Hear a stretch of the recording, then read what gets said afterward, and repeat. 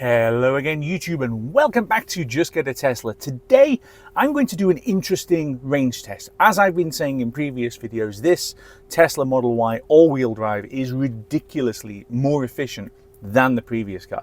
Well, today I'm going to Glasgow and I'm going to go the fast routes on the way down and the slow routes on the way back. Does it make a difference what kind of road you drive on and how fast you go?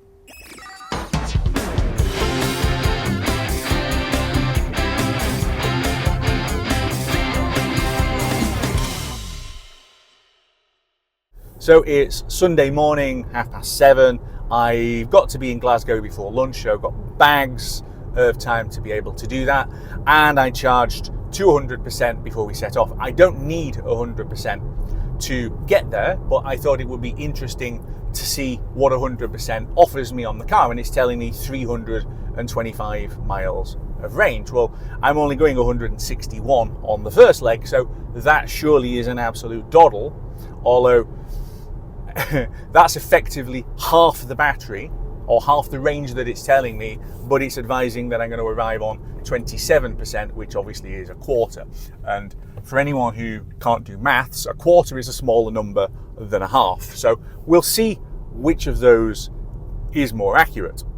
As far as charging is concerned, I have no problem at all with charging the car to 100% if I'm doing a trip. I'd rather have power in the pack and be less reliant on charging than to just put enough in there and then be stuck. When I'm on a road trip, that's different, because then you're going from supercharger to supercharger and you want to arrive on a relatively low state of charge, and really low if you can, because that way you charge faster. On this, put the power in the pack and it gives me some more flexibility while I'm in and around Glasgow before thinking about then the more scenic and further round way to get home a little bit later. And there's a lot of scenery coming in this video, so make sure that you stay watching.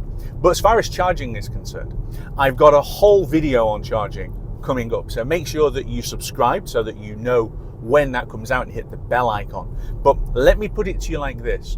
Although Tesla advise 80% state of charge for daily use, I've seen some research on the internet by people who know about lithium-ion batteries saying that although Tesla have decided that that is the best combination of battery use and flexibility for the users, actually the sweet spot on the LG cells in this long-range pack is 60%. That is, if you're going to leave the car sat at a state of charge without using it. If you're going to charge it and then use it, bang it up to 100%. And I wouldn't do that every day, but using it for trips, no problem at all. It's a battery pack. That's what the cells are designed to be able to do, charge and then discharge. What you want to do is to be sympathetic to the way that lithium-ion batteries work and not have the thing charged to a level it doesn't like and left sat there. It's exactly the same as the iPhone that I'm recording this on. I don't want this sat at 100% for a long period of time, because it's just going to take capacity out of the battery. And it's exactly the same with anything else with batteries in. Just be sympathetic. So our whole video to come on charging, where I'm going to show you some of the research as to why I'm setting it to 60 for my daily use, and then I'm happy to go to 100 for anything else. So make sure that you're subscribed for when that one comes. We've just gone through 100 miles on this trip and we're on 259 watt hours per mile. I'm actually a little disappointed by that number, but to make this a fair and balanced test, as asked for in the comments, I'm doing the speed limit. So sometimes you see me going along at 60, 65. I'm doing 70. It's all 70 miles an hour today and I'm doing 70. So I'm doing 70. It's 13 degrees. We're actually on the driest bit of the road at the moment. It's been seriously wet, a lot of spray coming up, a lot of windscreen wiper action. So the conditions aren't great for rolling efficiency. The wetter it is, the damper it is, the more you're going to be burning. But here's the point. 257 now, glancing back down. 257 watt hours per mile in 101 miles. In the previous car, in these conditions, it would have been on 300, 310 watt hours per mile, and it's below 260. Okay, so it is more efficient, and it's about 10% more efficient, maybe a bit more easily 10%, 15% more efficient than the previous car on the exact same kind of trip in the exact same kind of conditions. We're going to head down towards Glasgow.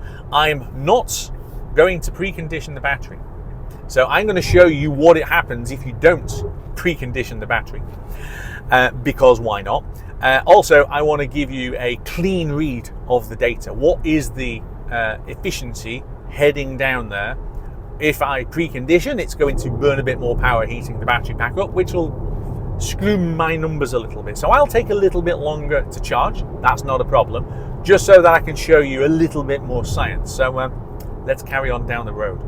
We're at Stirling on the M9, so we've got 26 miles still to run to get to ts.la, and we're on 254 watt hours per mile, which is good. So I think we'll be back down to about 250 by the time we get into Glasgow. So despite the fact that I am going down motorway, fast dual carriageways, and I'm doing all of it at the speed limit, despite that, we're still doing effectively 4 miles per kilowatt hour. I'm fairly confident by the time we get down there. So even the let's go faster thing isn't actually burning dramatically more power. To be fair, it has dried up a little bit. It's now, I'd say that it's obviously has rained overnight, but it's not raining now. And it's warmed up a little bit. It's 17 degrees. Ooh. It's Sunday morning. So this has been a good trip. Cross fingers so far. Let's hope that we don't get any repeats of the kind of traffic stupidity that you might have seen on my going down to Bournemouth videos a few weeks ago, where it was utter chaos. I've just been on the section of the road, actually no, this section of the road where I was doing 20 miles an hour because there was a wide load that nothing could get past. None of that so far today. Just as a point though, if you're the organizer of said wide load that's going to straddle all of the lanes, why don't you do that early on a Sunday morning? Because there's far fewer people about. Don't do it on a Friday when they were doing it last time.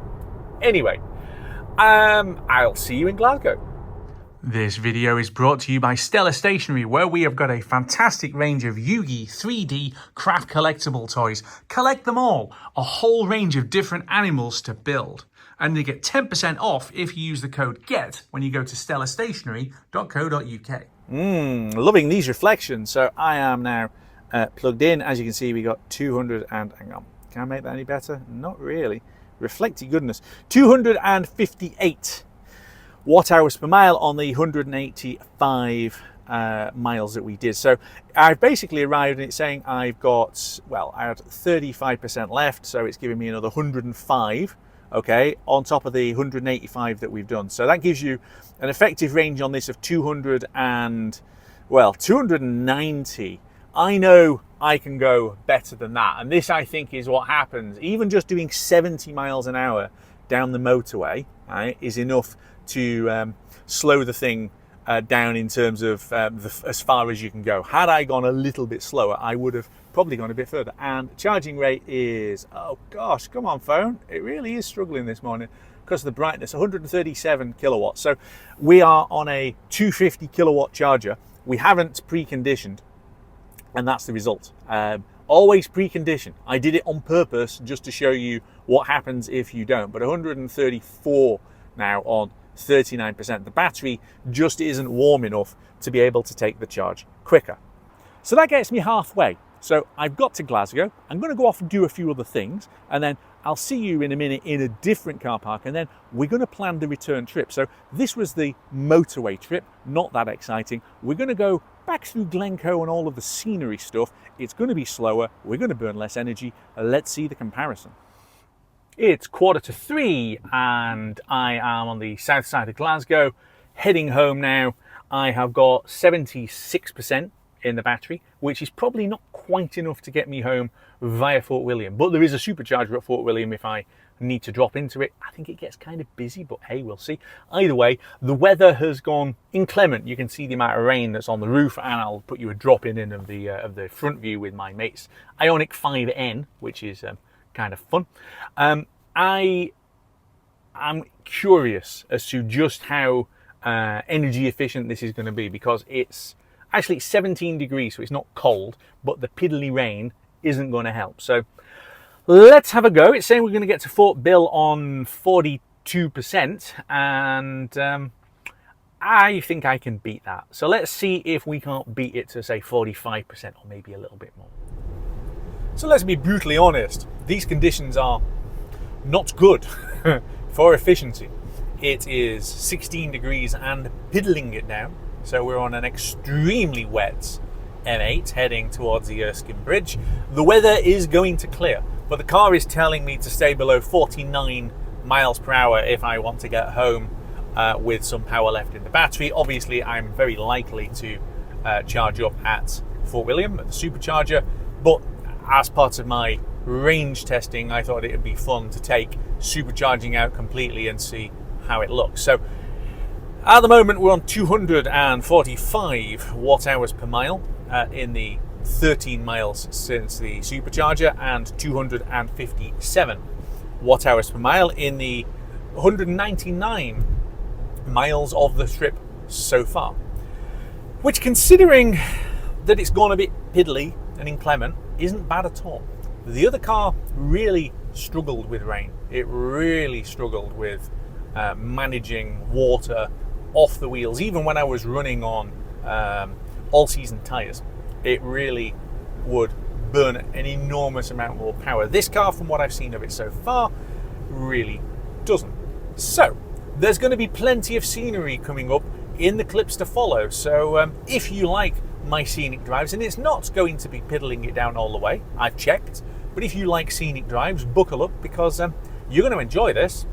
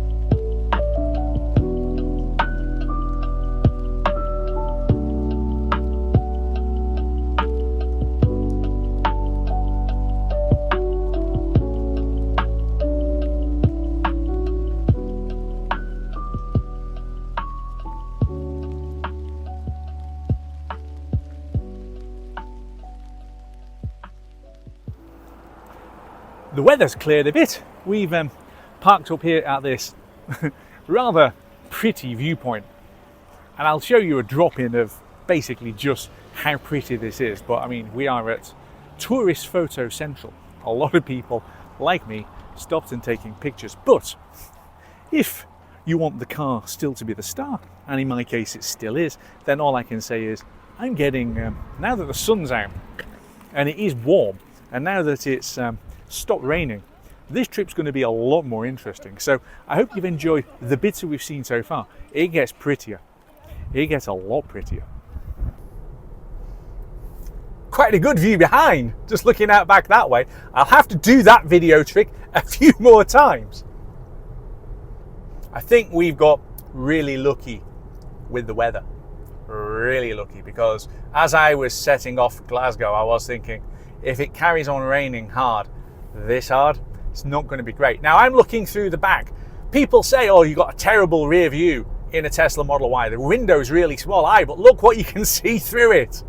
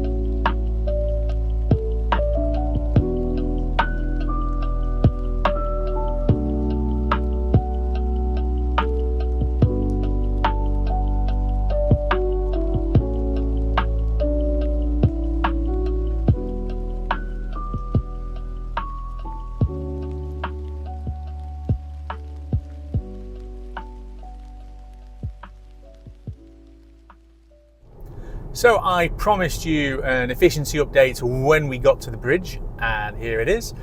And we are on 221 watt hours per mile.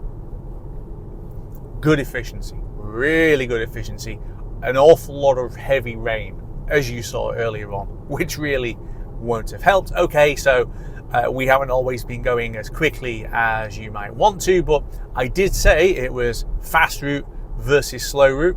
This is certainly the slow route, but I am keeping up with traffic. I think sometimes on the screen it looks like I'm miles and miles behind. That's just perspective off the camera. I'm keeping up with traffic, and yeah, 220, somewhere around that. Let's see where we get to when we get into Fort William proper.